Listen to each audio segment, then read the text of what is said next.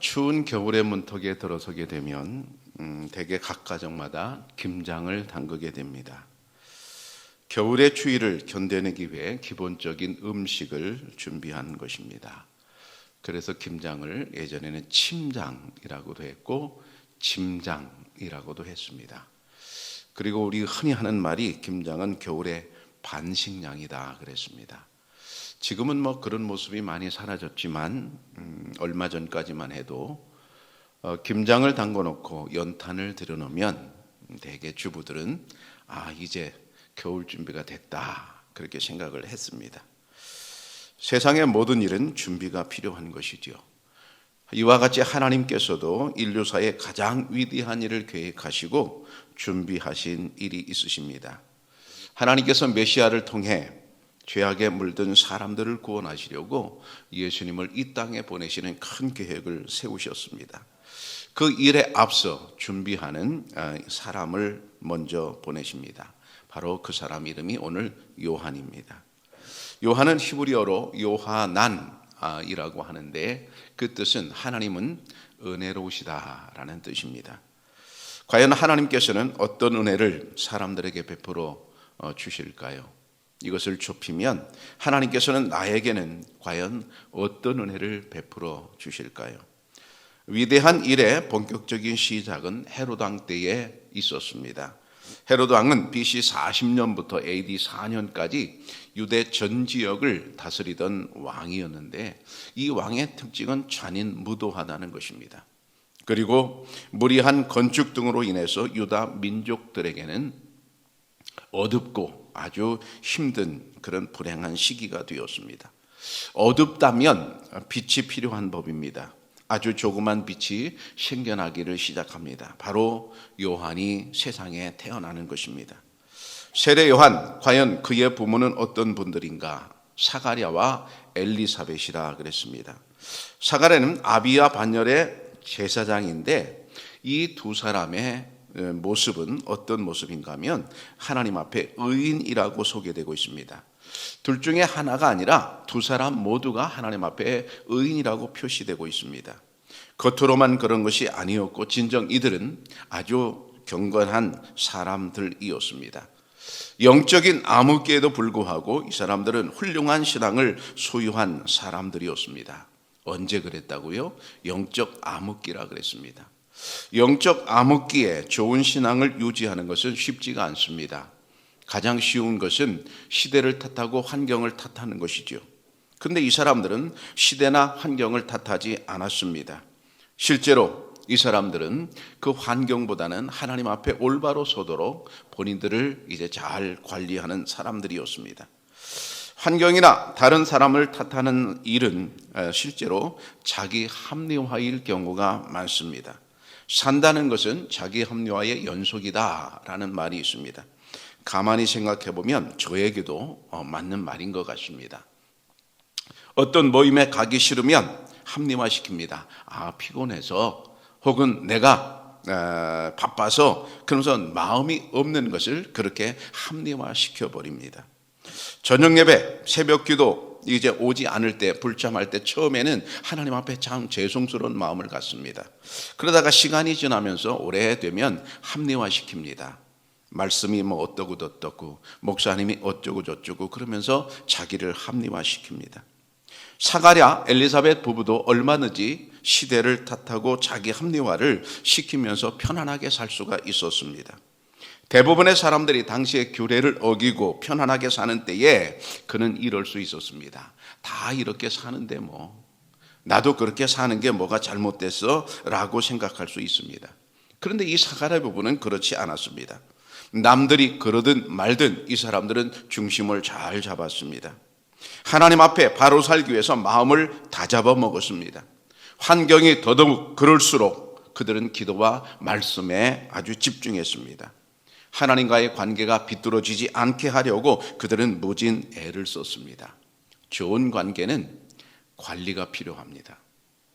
한번 같이 볼까요? 좋은 관계는 관리가 필요합니다. 여러분, 부부간에 좋은 관계를 갖는 사람은 반드시 관리하는 사람입니다. 자기도 모르게 관리가 돼요. 부부가 서로 관리하는 것은 우선 말입니다. 상대가 싫어하는 말을 하지 않습니다. 이게 관리입니다. 글쎄 언젠가 말씀드렸지만 저는 이제 오래 이렇게 살다 보니까 서로 너무 편하잖아요. 너무 익숙하잖아요. 너무 서로를 잘 알고 있잖아요. 근데 내가 예의가 좀 없는 것 아닌가 하는 생각을 어느 순간부터 했어요. 그래서 가급적이면 아내 앞에 머리 안 감고 푸성푸성한 그런 얼굴, 그런 머리로 나가지 않으려고 애를 씁니다. 그래서 미리 깨끗하게 단장을 하고 아내 앞에 서려고 그렇게 합니다. 그것은 아내에게 최소한의 예의를 지키려고 하는 저의 이제 몸부림이죠. 우리가 좋은 관계를 유지한다고 할 때 그 좋은 관계를 유지하는 것은 반드시 관리가 있기 때문입니다. 여러분, 친구와 좋은 관계를 유지하려면 관리가 필요하죠. 적당한 시간이 흐르면 보고 싶어집니다. 만나서 밥을 먹습니다. 그렇지 못하면 전화라도 합니다. 관리가 필요합니다. 여러분, 얼굴을 아주 유심히 관리하지 않습니까? 깨끗하고 밝은 얼굴을 가지기 위해서 계속적인 관리가 필요합니다. 영양크림을 잔뜩 바르기도 하고요. 마사지를 받기도 하고요. 아주 세심한 관리가 필요합니다. 그렇다면 우리의 영혼을 유지하기 위해서는 어떻게 해야 될까요? 관리가 절대적으로 필요합니다. 하나님 앞에 우리가 인정받는 의인이 되기 위해서 여러분, 우리의 영혼을 잘 관리해야 될 줄로 믿습니다. 하나님께서는 경건하고 의로운 가정을, 사가랴 가정을 특별하게 준비하셨습니다. 요한의 어머니가 또 이제 엘리사벳이라고 나오는데 그는 아론의 자손이라 그랬습니다. 아론의 자손이라는 것은 제사장 가문이라는 것입니다. 우리가 잘 알듯 아론은 최초의 대제사장이었습니다. 어려서부터 이 엘리사벳은 제사장들의 삶을 보면서 자랐습니다. 저는 야구선수 이정우 선수가 그렇게 멋져 보입니다. 다른 면이 아니라 그의 마음가짐이 그렇게 멋져 보여요. 이정우는 어린 나이거든요. 어린 나이에 그가 인터뷰하는 것을 보면 왜 그렇게 멋질까? 어쩌면 저렇게 어른스럽게 인터뷰를 할까? 깜짝깜짝 놀랍니다. 근데 어찌 보면 그것은 당연한 일인지도 모르겠습니다. 왜냐하면 그의 아버지가 이종범이기 때문이죠. 이종범은 우리나라에 누가 뭐래도 타자로서는 천재적인 타자였습니다. 스타였습니다. 그도 5관왕을 차지한 사람이었습니다. 스타로서 나는 어떻게 살아가야 되는지 그 모범을 잘 보인 아버지를 보면서 이정우 아들이 자라났거든요. 그러니까 이정우는 이미 어릴 때부터 그는 어떻게 야구를 해야 되고 스타가 되면 어떻게 해야 되고 몸가짐 마음가짐은 어떻게 해야 되는지 이미 어려서부터 보고 배웠습니다. 우리가 흔히 하는 말이 보는 것이 배우는 것이다 하는 말이 있습니다.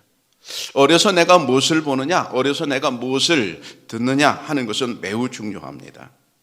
이 엘리사벳은 어려서부터 제사장 가문으로서 내가 어떻게 하나님 앞에 올바르게 사는 것인지 하는 사항을 잘 배웠습니다. 그것을 보면서 자랐습니다.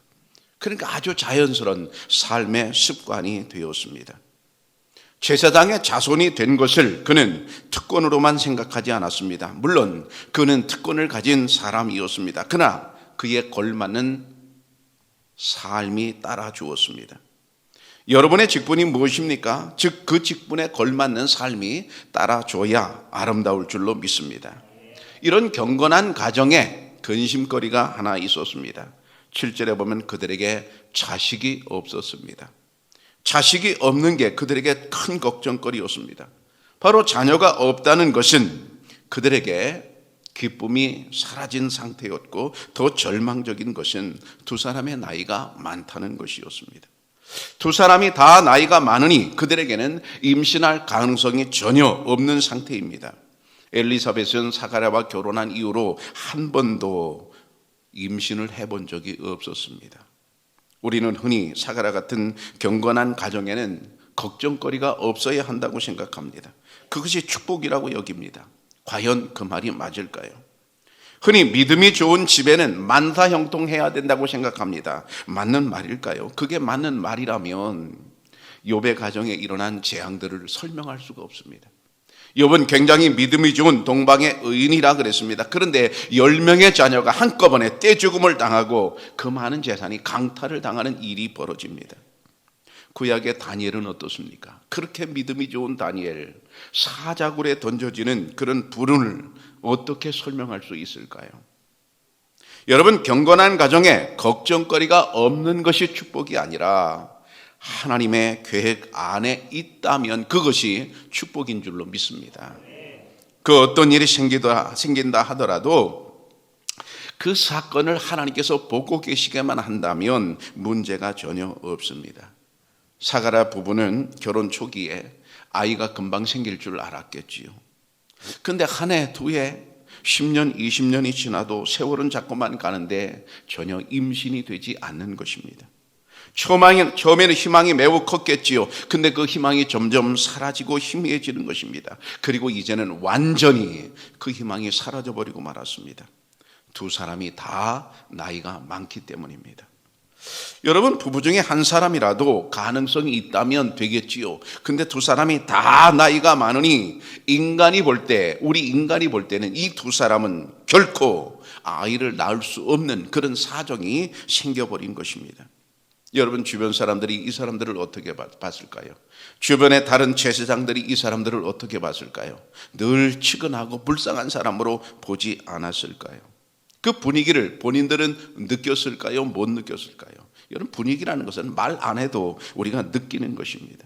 이 정도 되면 이 사가랴 부부는 얼굴에 수심이 가득하고 우울하고 불안하고 그리고 일에 의욕이 없어야 마땅한 것입니다. 마치 자신들이 무슨 죄인인 것처럼 고개를 들지 못하고 그렇게 살아가야 마땅한 것처럼 보여집니다. 그런데 사가랴 부부는 그렇지 않았습니다. 8절에 보면 하나님 앞에서 직무를 행할세 이렇게 되고 있어요. 하나님 앞에서 직무를 행할세. 그런 상태에서도, 자식이 없는 상태에서도 사가랴 부부는 충실하게 자기 직무를 감당했다는 이야기입니다. 그는 반열이 자기 차례가 오자 빈틈없이 하나님 앞에 제사장의 직무를 감당했습니다. 우리에게 닥친 현실이 너무 가혹하고 힘들더라도 우리에게 맡겨진 귀한 사명을 감당하는 일에는 조금도 흔들림이 없어야 할 줄로 믿습니다. 그러다 보면 하나님의 때가 오게 되어 빛이 나타나게 될 것입니다. 자식이 없다고 해서 모두 다 슬퍼하거나 모두 다 망하는 것은 아닙니다. 재산이 없다고 해서 모두 다 슬퍼하거나 모두 다 망하는 것은 결코 아닙니다. 학식이 없다고 해서 모두 다 슬퍼하거나 모두 다 망하는 것은 결코 아닙니다.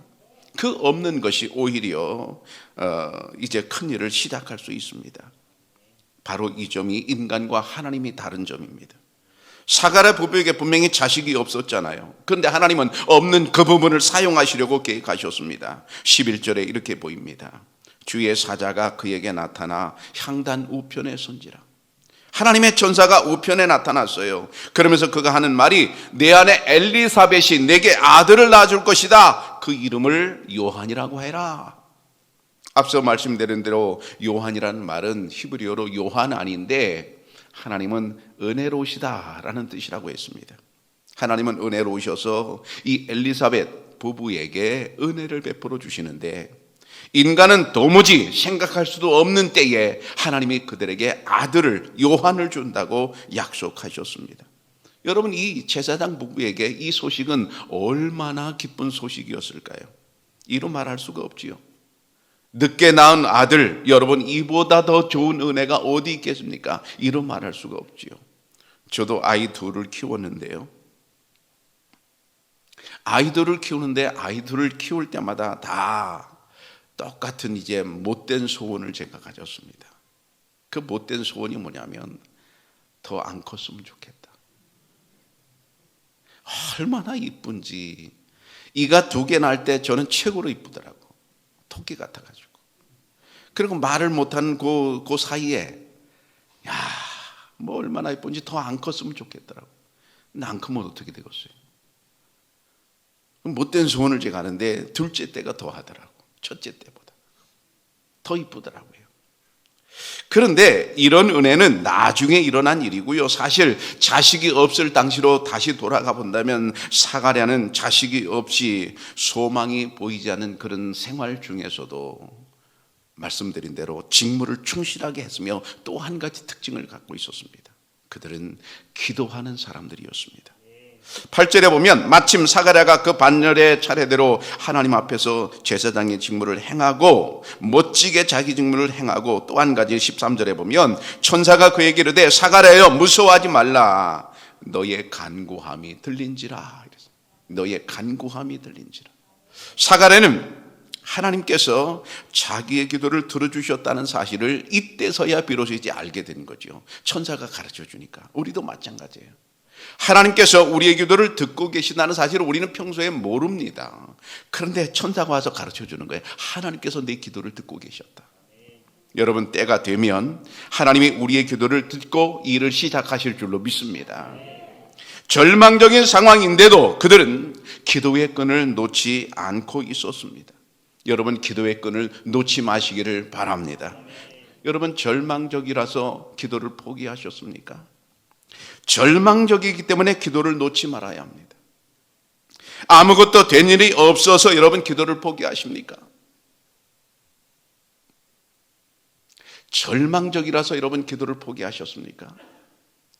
절망적이기 때문에 기도를 포기해서는 안 됩니다.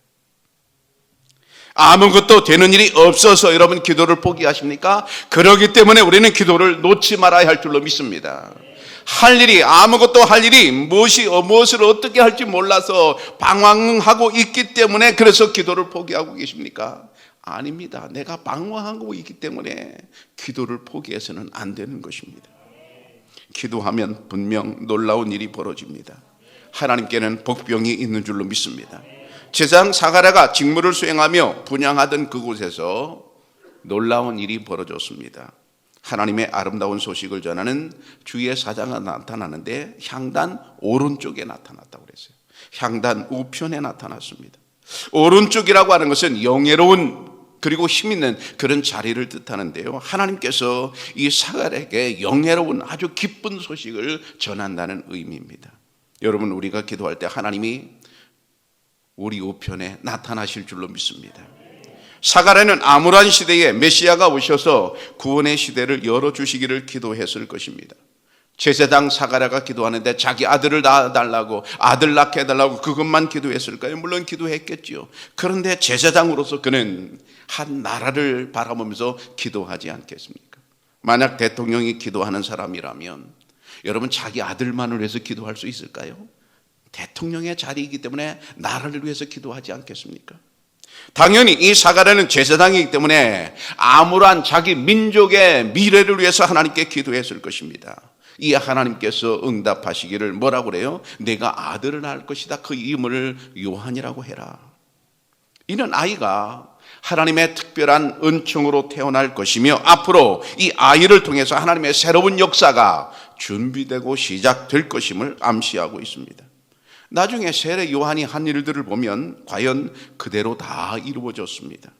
하나님은 메시아 예수 그리스도가 이 땅에 오시기 전에 요한을 보내 사람들에게 준비하게 하셨습니다.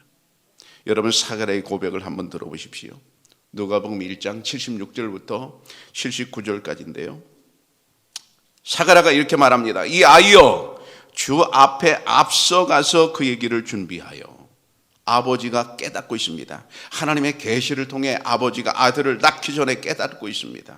아, 이 아이는 주의 길을 준비하는 사람이구나. 이 아이가 메시아가 아니고, 이 아이가 주인공이 아니고, 이 아이는 주인공의 오심을 준비하는 사람이구나 하는 것을 말하고 있습니다. 77절에 보면 주의 백성에게 그 주의 사함으로 말미암는 구원을 알게 하리니 이로써 돋는 해가 위로부터 우리에게 임하여. 돋는 해는 누구를 의미해요? 예수님을 의미합니다. 예수님께서 오실 때인데, 예수님이 오실 때에 예수님의 오심을 미리 준비하는 사람이 바로 내 아이다 하는 거죠. 근데 79절에 보면 어둠과 죽음의 그늘에 앉은 자에게 비치고 우리 발을 평강의 길로 인도하시리로다. 어둠과 죽음의 그늘에 앉아 있습니다. 그 당시 지금도 마찬가지고 세상의 모든 사람들이 어둠과 죽음 속에 묻혀 있습니다. 그 그늘 속에 있습니다. 그들을 어떻게 구원할 것인가? 햇빛밖에 없죠. 어둠 속에 갇혀 있다면 햇빛밖에, 빛밖에는 그들을 구원할 길이 없죠. 그래서 돋는 해가 떠올라서 그들을 구원하는데 세례 요한은 그것을 준비하러 먼저 하나님이 보내신 자라는 것입니다. 여러분, 예수님은 돋는 해로서 예수님을 마음에 영접하고 받아들인 사람은 누구나 그 영원한 빛을 받게 될 줄로 믿습니다. 그 영원한 빛이 무엇입니까? 다른 말로 말하면 주님의 생명, 예수 생명입니다. 영원한 생명, 예수 생명을 우리에게 주님 빛으로 주신 줄로 믿습니다. 그래서 요한복음 1장 12절에 보면 영접하는 자, 곧 그 이름을 믿는 자들에게는 하나님의 자녀가 되는 권세를 주셨다고 말씀하고 있습니다. 어떤 죄악과 어둠 속에 있을지라도 그 생명의 빛이 비춰지기만 하면 여러분 하나님의 자녀가 되는 줄로 믿습니다. 아무리 악한 죄인이라 할지라도, 아무리 많은 죄를 지었을지라도 그 빛을 받기만 하면 하나님의 자녀가 되는 줄로 믿습니다. 우리는 이 영원한 빛을 이미 받았습니다. 우리에게 생명의 빛을 주신 하나님을 찬양합니다. 이런 돋는 해가 떠오를 수 있게 준비한 사람이 바로 요한이고, 그 요한이 태어난 가정이 사가랴와 엘리사벳 가정이었습니다. 여러분의 가정이 사가랴와 엘리사벳 가정처럼 경건하여서 하나님의 일을 준비하는 복된 가정 되기를 바랍니다. 사랑하는 청양교회 성도 여러분, 의롭고 흠이 없는 경건한 가정을 이루십시오. 그런 가정을 하나님은 특별하게 사용하실 줄로 믿습니다. 자식이 없다고, 물질이 없다고, 학식이 없다고 한탄하지 마십시오. 그 없는 것을 통해서 하나님은 위대한 일을 시작하실 줄로 믿습니다. 하나님의 특별한 은혜를 받으십시오. 하나님께서 위대한 일을 준비하시는데 크게 쓰임 받기를 축복합니다. 기도하겠습니다.